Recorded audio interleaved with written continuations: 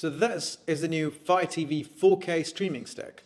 Just like the previous versions, its slick hardware is small enough to hide behind your TV and provide you with a premium viewing experience. But the new one is in 4K for just $10 more.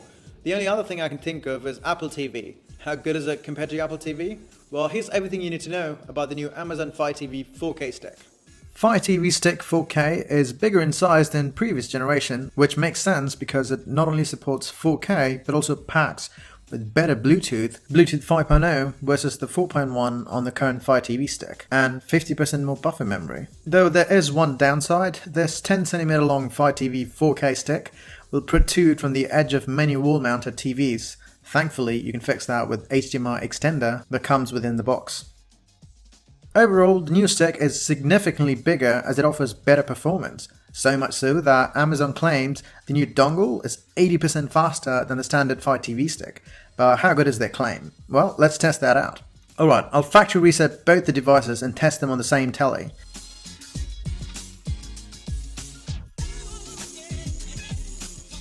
Results? As you can see, the new Fire TV 4K stick is definitely faster than the previous generation.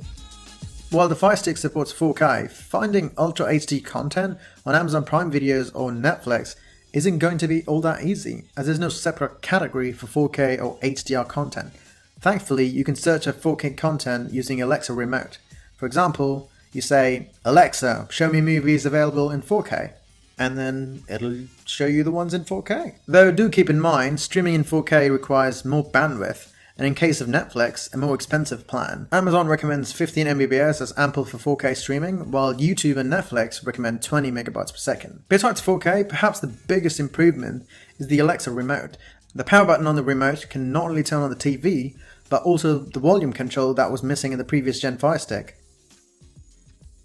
And that's not just it. The new Fire TV 4K stick can automatically switch the current HDMI input. For example, say my TV is on and someone before me was watching live cable TV. Now, all I do is click the home button on the Alexa remote and remote switches to the receiver to correct Fire Stick. There's no need to touch the TV remote at all. And not just that, with HDMI CC currently set up, you can issue a single voice command to turn on your TV. Turn on the Fire Stick TV 4K and start playing an episode of, say, Jack Ryan. So these were the things that were improved in Fire TV Stick 4K. However, one thing that hasn't been talked about is screen mirroring. Yes, the mirroring feature in the previous Gen Fire Stick wasn't all that great, but turns out Amazon has completely removed the screen mirroring option in the latest Fire TV Stick, which is in 4K. So if mirroring is something you need, you better stick to the old Fire Stick or go for Chromecast. That said, a few things still remain the same. For example, YouTube. Fire TV is the only major platform that does not support YouTube TV, though you can get it working by using Firefox or Silk browser, just like the previous Gen Fire Sticks.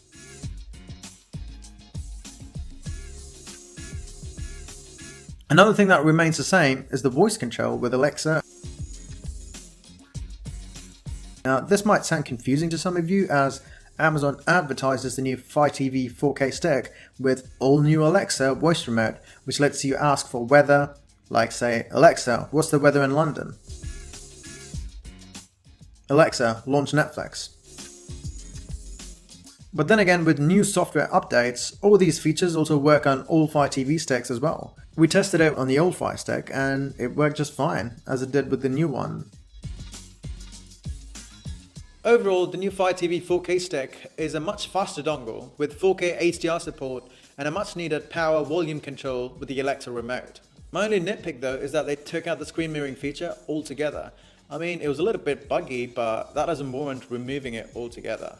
So if you're considering buying a 4K streaming device, be it Apple TV or Fire TV stick, you're better off getting this one because it's only $50. I'm Vamsy, thanks for watching, and I'll see you in the next one. Maybe not, maybe I will. It depends on who you are, if you're a subscriber or not.